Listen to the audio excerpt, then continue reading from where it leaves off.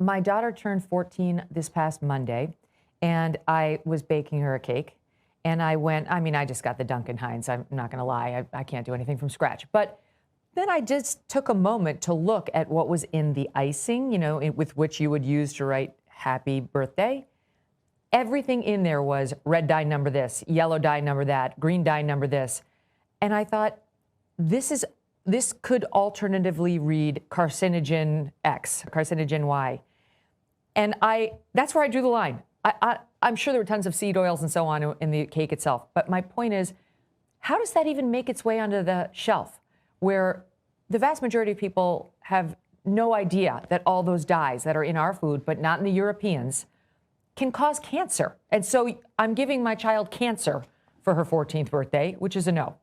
What I don't understand is if there's enough preliminary data to suggest that there may be carcinogenic effects or genomic disruption or associations with attention deficit disorder, or a whole plethora of families that are saying, hey, once we started eliminating these petrochemical food colorings from the food of my child, their behavior improved. When you have enough of that, it's not, look, they're not giant randomized control studies over 10 years for each food dye. We're not going to get that. But when you have enough preliminary data to suggest these petrochemical food dyes are concerning, who then would conclude, you know what, let's just risk it. It's fine. We'll wing it. We'll be, the kids will maybe fine with, why do that? Right. When we have all of these chronic diseases increasing right in front of our eyes that were rare a generation ago. 1 in 22 boys in California now has autism.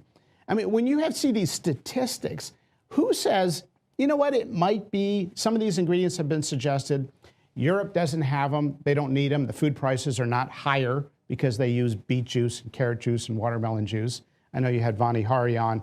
She's a great champion for that. We're taking a close look at this, and I think you're going to hear some action in the coming weeks on this.